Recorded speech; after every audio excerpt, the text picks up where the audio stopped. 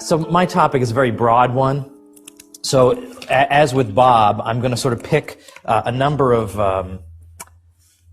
topics that are relevant to American history that involve economics, and just show how it's useful to have a sound economic understanding in order to understand American history. It enlightens you. It allows you to see things you wouldn't otherwise be able to perceive.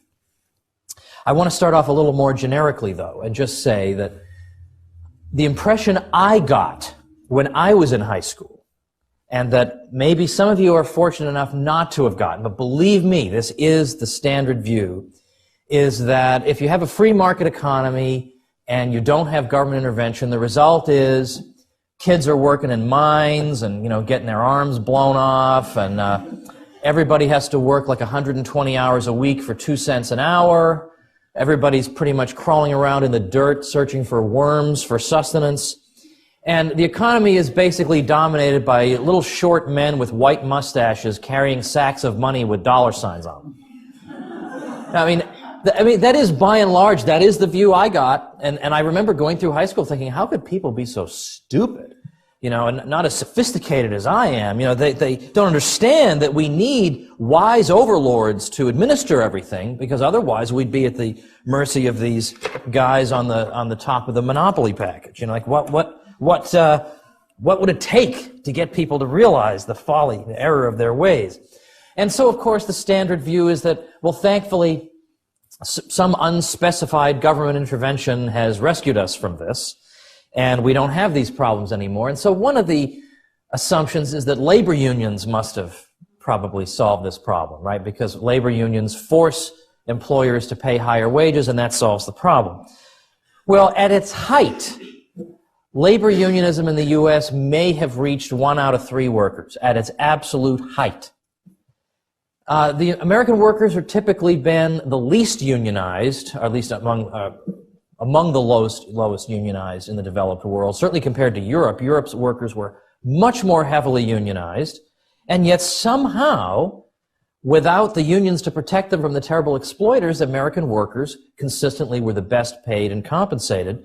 We see this in the 20s and really throughout American history. Well, that's not supposed to be possible, right? I mean, that's the opposite of what we're told. How could this have happened? So I want to just start off with a little thought experiment, and then go from there to try to explain how it is that we have grown to enjoy and become accustomed to the standard of living we have, and show it has absolutely nothing to do with government. The only thing the government can do in terms of the average standard of living is disrupt and diminish it. That's all it can do. That it's entirely due to the free market, entirely due to the wicked private sector and the wicked exploiters that we have the standard of living we enjoy. And so the thought experiment runs like this. Let's suppose all the machinery that we use to produce things is just suddenly destroyed, like there's some mad Unabomber who's got this incredible bomb that can destroy all productive machinery. And it goes off. So we've got nothing. We got to make everything by hand. Well, what would happen in that economy? I mean, how much stuff could we create? Well, not a lot, right? We'd be sitting there with our bare hands saying, I'm not producing very much over here. Okay? So what would that look like? Well, we would have scarcity of everything. Everything would exist in far, far lower quantities than we're accustomed to. There'd be plenty of goods we couldn't produce at all. I mean, try producing a trolley car from beginning to end by hand. You get all the raw materials and resources, do all that by hand. Can't be done, right? So let's imagine, though, we lose all the machines, but we all decide, you know what, I think I'm just going to keep working 40 hours a week. I'm just going to keep working 40 hours a week. Now, let's compare how much stuff we could produce working 40 hours a week with our bare hands, with no machines, no capital goods to help us, and compare that to what we could produce with these machines in 40 hours a week. Well, obviously, in 40 hours a week with these machines, we can produce basically, the abundance we see around us today. But if we've got 40 hours with these crummy hands of ours per week, how much stuff are we producing? I mean, a tiny, tiny sliver, the tiniest sliver of what we used of what we used to produce. So when you get your paycheck in that situation, the non-machine economy situation, you get your paycheck, when you go out to spend it, what are you going to find? Everything's very expensive because everything's very scarce and so is commanding a very high price. You have to work very hard and very long to earn the purchasing power necessary to buy the things you want. Now, would that situation be the fault of the terrible exploiter who's employing you? Would that be his fault? That you can't get very much stuff with your paycheck? Do we need labor unions to get your pay to go up 10 times?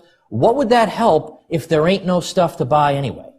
What if we paid you 100 trillion Zimbabwean dollars? Would that help the situation? If there ain't no stuff to buy, it doesn't matter. Your wages can keep going up and up and up. The problem is the stuff isn't there. So this is not the fault of the exploiter, so-called, who's employing you. It's the fault of reality. It's the fault of the fact that the economy is so freaking primitive, it can't produce the physical stuff necessary to give you the standard of living you're accustomed to. Well, that is exactly the economy that people living in the early Industrial Revolution were living in. A very primitive economy with very primitive machines and still a lot of goods being produced by hand. And people are sort of the opinion that the reason workers weren't being paid very much in those days was that evil capitalists were keeping all the wealth to themselves.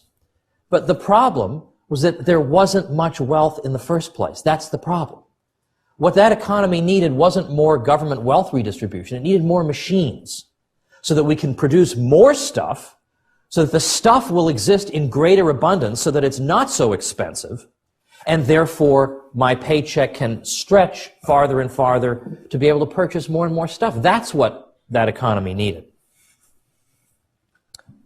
Whereas, if we simply were to persist in this situation where we've got very few machines, very, very primitive production process, and just hope that through agitation or legislation, let's pass a law saying that everybody gets a TV set and a new hat and whatever.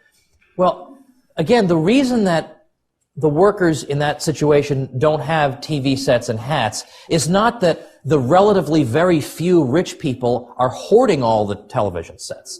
It's that there aren't any television sets. It's not that the relatively few rich people are hoarding all the furniture and all the meat. It's that there is relatively little furniture and meat being produced. So that even if we took all the stuff of the guys with the white mustaches and the sacks of money, even if we took all their stuff and redistributed it, the result for the average person would be completely negligible. You wouldn't even notice the improvement in your standard of living. Okay, you'd have an extra 1 penny. That's it. And also, on top of that, there is the moral problem. Stealing is probably a bad thing. But just from a practical point of view, there aren't enough of these guys to go around anyway. So again, the problem is not that somehow greedy people in the midst of the darkness of the night, skulking around the edges of the night, leaped out and grabbed everything one night. They got all the TV sets. No, the problem is that we just simply need more investment in capital goods that can produce more stuff, make the economy more physically productive. That's what happens in a market economy. When you're not looting and stealing and condemning people as exploiters, what they are instead doing, what they are allowed to do, is take their profits and pour them into investment in machinery that makes the productive process more productive, can produce more stuff, and the greater abundance leads to lower prices and higher real wages for everybody. There is absolutely nothing whatsoever the government can do to assist in that process. All it can do is hamper that process by taxing these people, by taking their wealth away, and thereby depriving us of the funds that society needs for the capital goods to allow us to be able to produce more stuff. There's nothing government can do to make this process any better. All it can do is make it worse. Now, we can see this process going on in our lives today. That if you look, for example, at the mid-20th century, and you compare it to the year 2000, so the end of the 20th century, how many minutes did you have to work to earn the money that would give you the purchasing power necessary to buy a loaf of bread? Well, it was 6 minutes in the middle of the 20th century. It was down to a little over half that, 3.5 minutes, by the turn of the century. Because your labor, thanks to the available machinery, was more productive. You could produce more stuff quicker, and therefore your labor was worth more and could command more resources. Likewise, what about a dozen oranges? Well, in the mid-20th century, you'd have to work 21 minutes to earn the money that would have the purchasing power necessary to buy you a dozen oranges. By the end of the 20th century, instead of 21 minutes, it's like 9. So less than half the time is necessary. Or if you want 100 kilowatts of electricity. Now, this is going to be a little tricky now because of this little complication. But we'll just go from, it's our friends, the new wonderful poison bulbs. It's now a bragging point that this bulb says, hey, no poison in it. No poison. You can see it's got no mercury. So let's leave aside the benefits of the 21st century and stick with the 20th. But 100 kilowatts of electricity.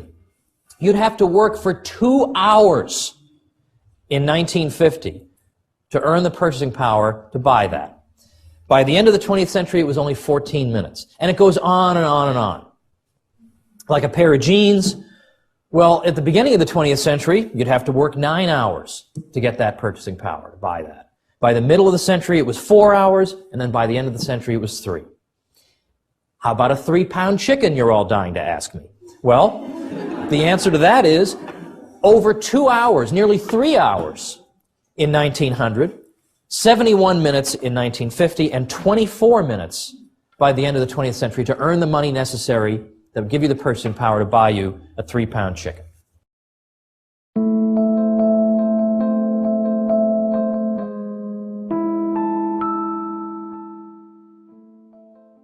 A couple other quick things to point out that I find interesting that have a kind of economic angle. And one of them is the story of the Wild West. Now, we all know about the Wild West because we see Hollywood movies and we've read books about it, that in the Wild West everybody's got a gun and so therefore everybody's shooting. That seems to be the logic. If you've got a gun, well, naturally, you're just going to start firing it. And it seems like the truth, though, in recent years, scholars have uncovered that our understanding of the Wild West is about 180 degrees wrong. And this is one of the 33 questions about American history you're not supposed to ask in my book, 33 Questions, is how wild was the Wild West? And historians are actually saying the Wild West actually turns out to have been a great big bore, believe it or not.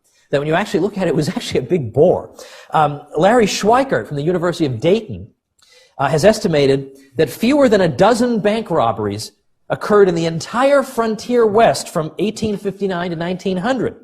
So this means that there are more bank robberies in modern-day Dayton, Ohio, where Larry Schweikart teaches, in a single year, than there were in the entire Old West period.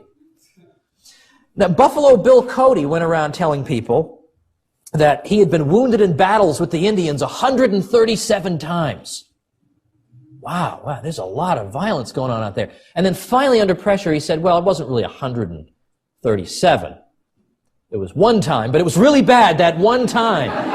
It's really bad. But it was that this sells dime novels better if you say you were wounded 137 times. So actually the evolving consensus seems to be that the Wild West was not really quite so wild. In fact, there's a book called The Not So Wild Wild West that came out a few years ago from Stanford University Press, elaborating on this and displaying some of this important scholarship. Well, what's interesting about it is here's a place where you would think this is a disaster waiting to happen. People are rushing out there, by and large, because they want to get gold. It's been announced that there are gold discoveries there. People are rushing out there. Americans are going out there of all races. There are people from Europe going to California.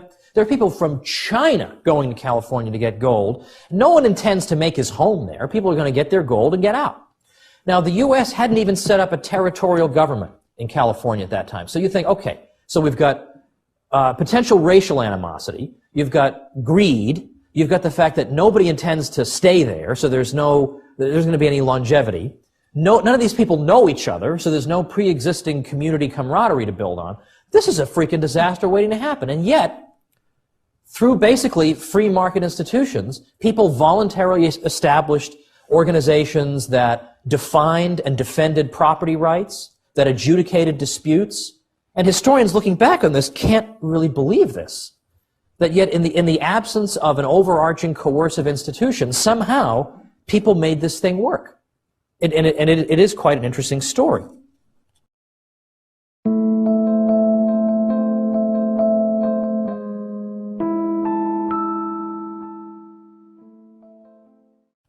Well, finally, the last little bit that I'll talk about is another thing we hear a lot about, and that is the American Indians were great environmentalists.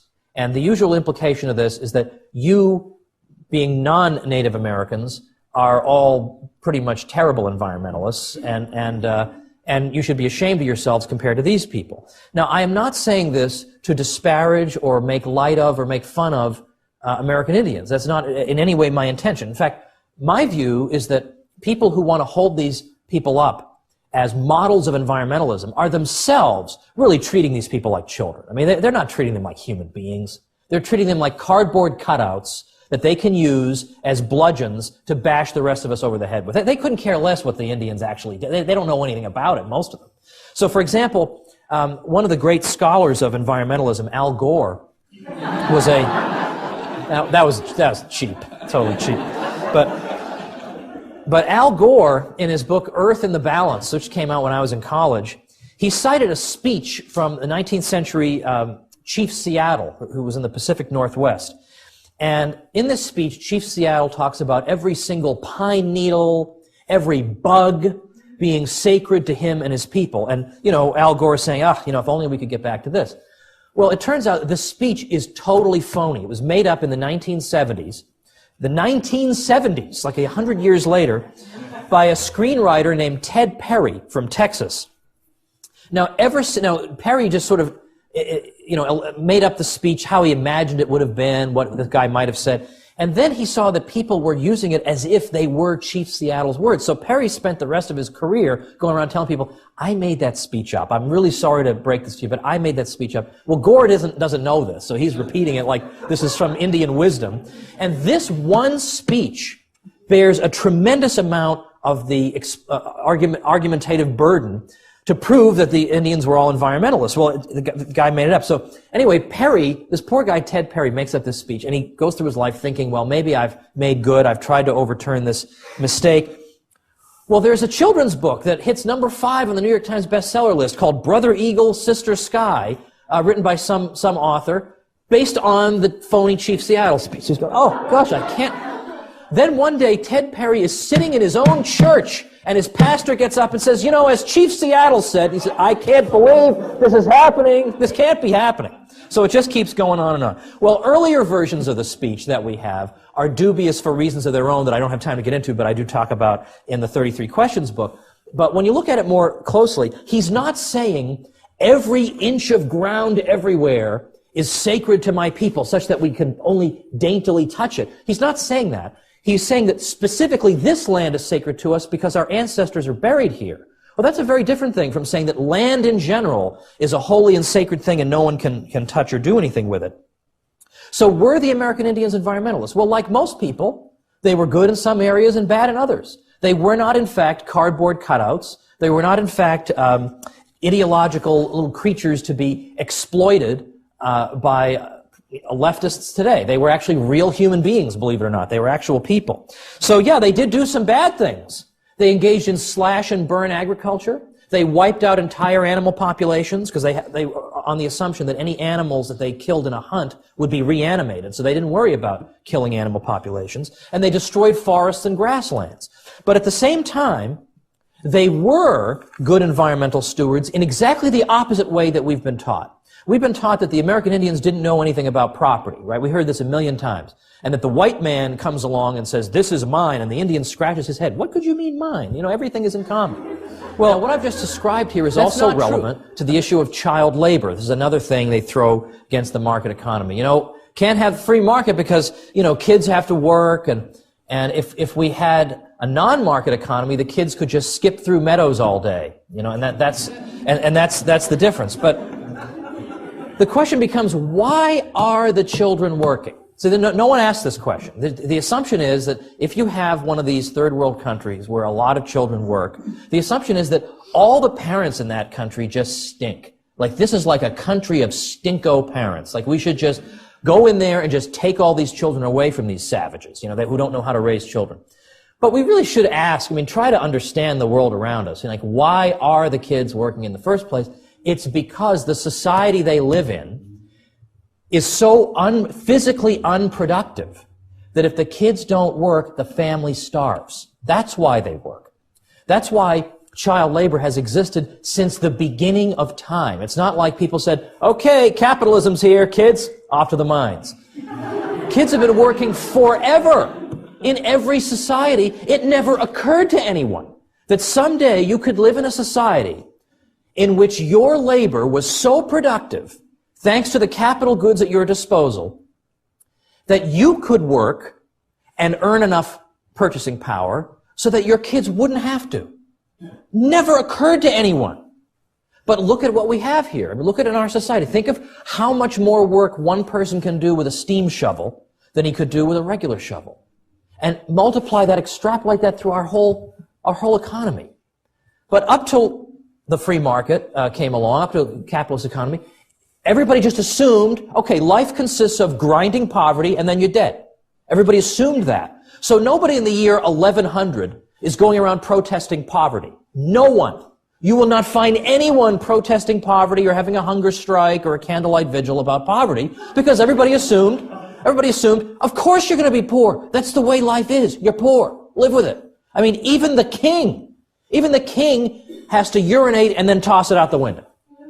Because they didn't have flush toilets until very recently. The king, for heaven's sake.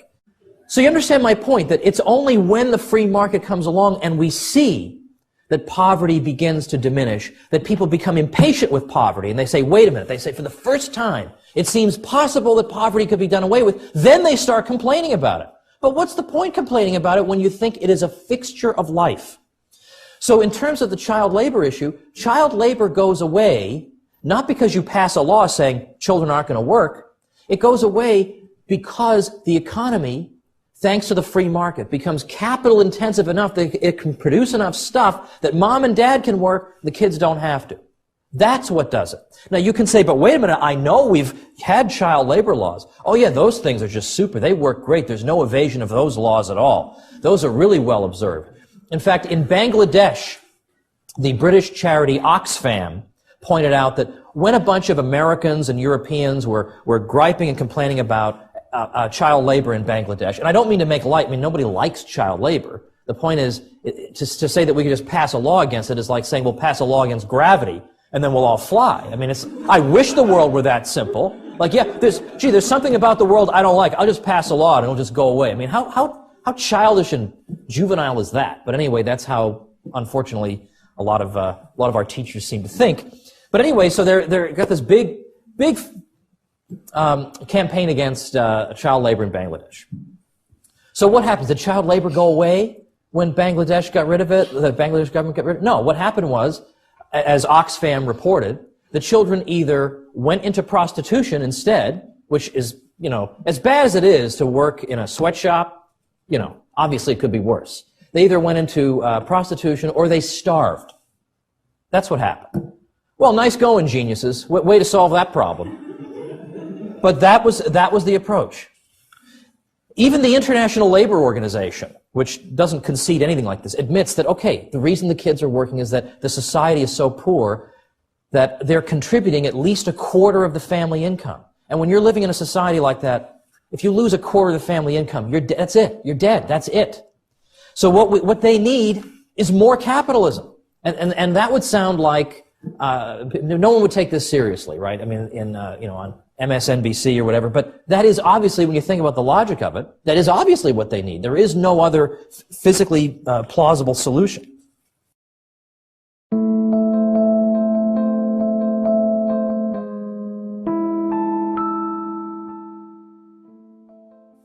Now, one topic I talked about sort of on this sort of theme last year when we had a group of young people come hear us, involves the so-called robber barons, and I'll just say a brief thing about them. The robber barons are the industrialists of the 19th century who were, these really are the guys with the white mustaches and the sacks of money. And again, the impression you get in your textbooks is that, these are terrible exploiters who took advantage of the consumer and they could just charge whatever they wanted because they were the terrible monopolists and they got fat off of the backs of good, decent people and all the rest of it. Okay, now it's true there were some bad industrialists. In the same way there are bad dentists, bad bookbinders. I mean, sure, no argument there. But we can distinguish between people who were bad businessmen who used the government in order to cripple their competitors. We can say, yeah, boo hiss to them. But on the other hand, there were entrepreneurs who got to where they were because they produced something people wanted really inexpensively. So kerosene goes down in price 90% thanks to Rockefeller, which means people can afford to stay up late at night instead of having to go to bed because they can't see a thing. Because they can't afford whale oil. Yeah, whale oil. You can imagine how cheap that would be, right? Whale oil, that's what they had to use. You don't have to use whale oil anymore. You can get inexpensive kerosene. Now, why is this bad? Why am I supposed to hate these people? Or Andrew Carnegie. Okay, the price of steel rails, basically under Carnegie's efforts, thanks to his efforts, decreases by 90%.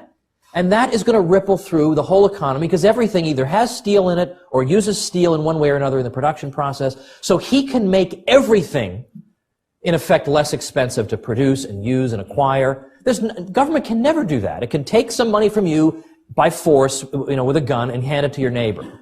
Big deal, right? I mean, any one of us could do that. But very, very few people have the organizational and technological knowledge and ability to do what these people did. Or another one is Cornelius Vanderbilt. Now, the difference between Vanderbilt and the others is that Carnegie and Rockefeller and some of these others were known for their philanthropy. I mean, they're just giving away money at the end of their lives. They're just throwing it at anything. You got a pulse, here's $1 million. They're just throwing it at everybody. Vanderbilt wasn't that way. He put up the seed money for Vanderbilt University, but then basically he just decided to keep the money. But all the same, if you look at his career, it starts off in the steamboat industry, and that's what I'll basically talk about, but later on he got into railroads and other stuff. But Robert Livingston and Robert Fulton had been granted by New York a monopoly of steamboat traffic.